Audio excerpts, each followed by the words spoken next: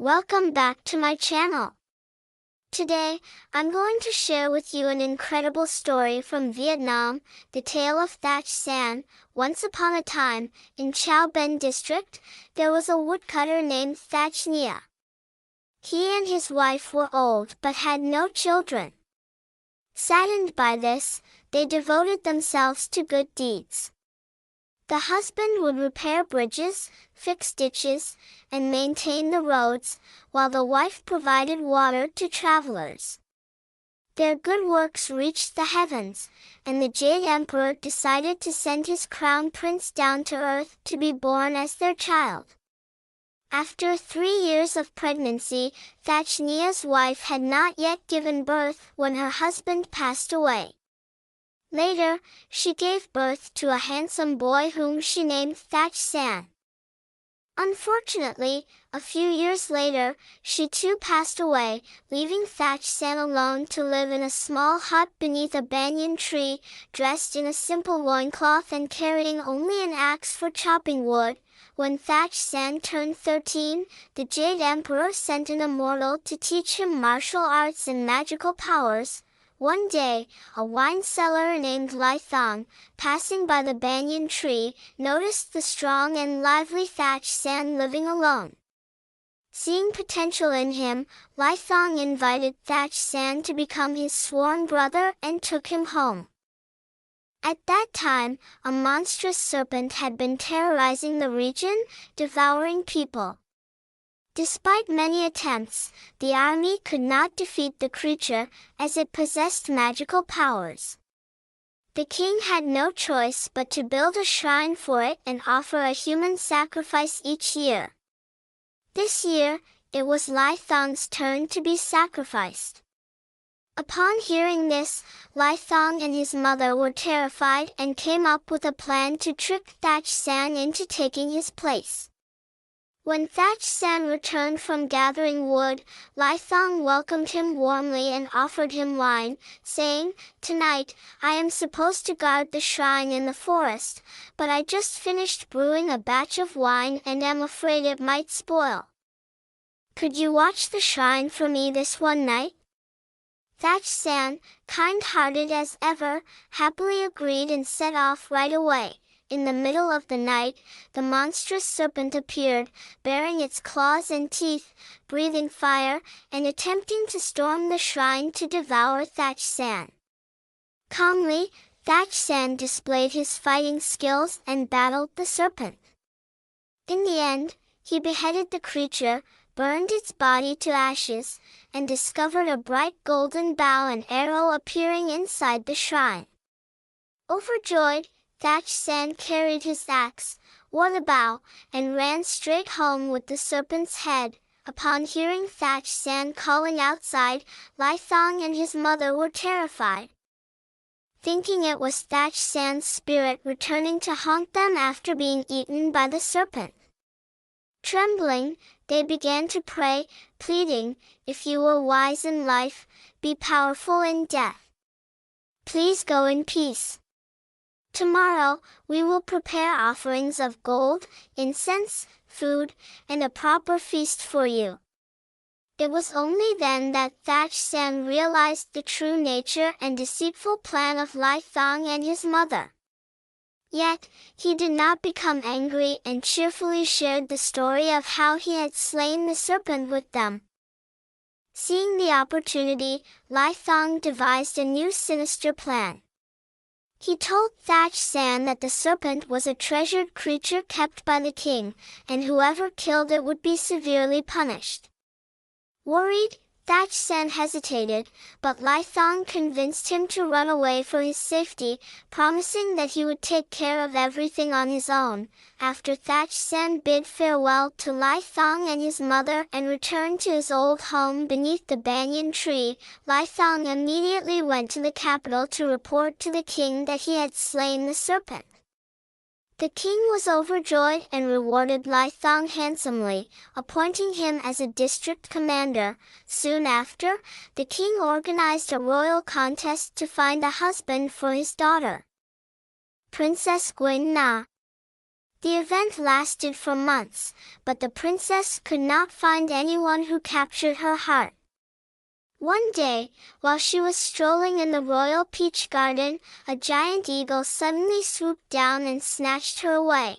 As the eagle flew overhead with the princess in its talons, Thach Sanh, seeing the scene, drew his golden bow and shot an arrow at it. The arrow struck the eagle's left wing, causing it to drop the arrow and continue flying toward its lair. Thach Sanh followed the trail of blood left by the wounded bird and eventually found the entrance to its cave. He marked the location of the eagle's lair before returning to his banyan tree home.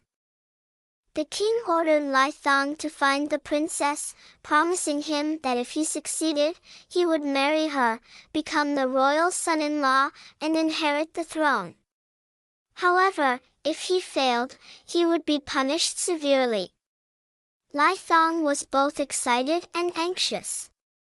He devised a plan to organize a 10-day festival of music and performances to gather information. On the 10th day, upon hearing about the festival, Thach Sanh came to visit Lai Thong and recounted the story of how he had shot the giant eagle. Overjoyed, Lai Thong treated Thach Sanh generously and asked him to lead the way to the eagle's cave to rescue the princess. Thach Sanh used a rope ladder to descend into the cave, where he found the princess. He gave the eagle a sleeping potion, and the princess, grateful for her rescue, promised to marry Thach Sanh. After securing the princess with the rope, he helped her climb to the surface. However, Lai Thong, wanting all the glory for himself, ordered his soldiers to carry the princess back to the palace in a royal carriage. He then lied, saying he would stay behind to battle the beast. Once the princess was safe, Lai Thong sealed the entrance to the cave with large stones, trapping Thach Sanh inside, and returned to the court, falsely claiming credit for the rescue. The princess, deeply saddened by Thach Sanh's absence, became mute and did not speak a word. The king was heartbroken, and despite Lai Thong's efforts to find remedies and seek help from all corners, nothing worked. The wedding plans were put on hold.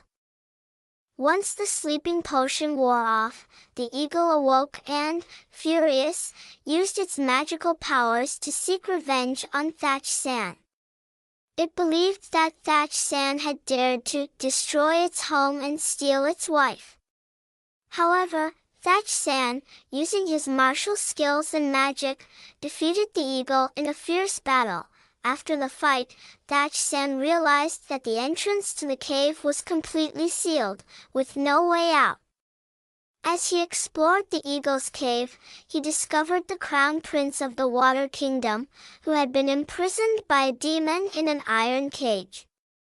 Thach Sanh destroyed the cage and freed the prince. Grateful, the prince invited Thach Sanh to visit the underwater kingdom and meet his father. The king of the Water Kingdom, the Water King, warmly welcomed Thach Sanh and treated him generously. During his stay in the underwater palace, one day while walking with the prince, a fox demon appeared, transforming into a beautiful woman to seduce and harm Thach Sanh. However, Thach Sanh, seeing through the disguise, forced the fox to reveal its true form as a nine-tailed fox and used his magic to imprison it. The Water King was so impressed that he offered Thach Sanh a high-ranking position in the kingdom, but Thach Sanh politely declined. As a token of gratitude, the Water King gifted Thach Sanh a magical lute and ordered a messenger to part the waters and return him to the human world. Thach Sanh made his way back to his banyan tree. During his absence, the tree had withered in sorrow, but upon his return, it became lush and green once again. Meanwhile, the spirits of the two monsters that Thach Sanh had killed, the serpent and the eagle, met and plotted to take revenge on him. They broke into the royal treasury, stole gold and silver, and threw the stolen treasure near the banyan tree where Thach San lived. Accused of stealing from the king, Thach San was arrested and thrown into prison. The king entrusted Lai Thong with the task of deciding Thach San's punishment. Lai Thong, seeking to cover up his deceit, sentenced Thach San to death. While imprisoned and awaiting execution, Thach San played his magical lute. The enchanting sound of the instrument told a sorrowful story, with notes that lamented Lai Thong's betrayal and ingratitude for stealing Thach San's heroic deeds.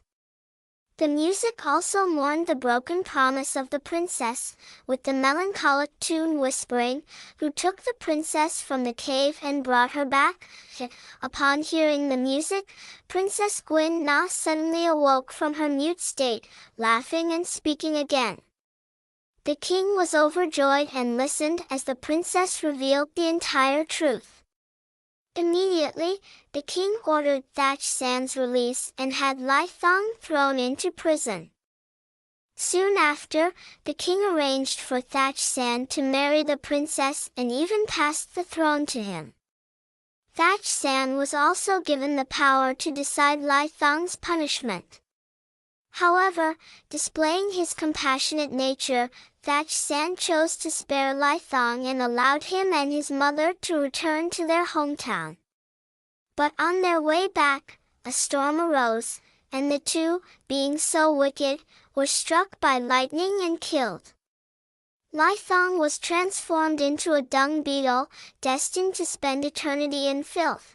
When the news spread that Thach San had married Princess Gwyn Na and become king, the princes and noblemen of 18 neighboring kingdoms, who had once sought the princess's hand in marriage but failed, grew jealous.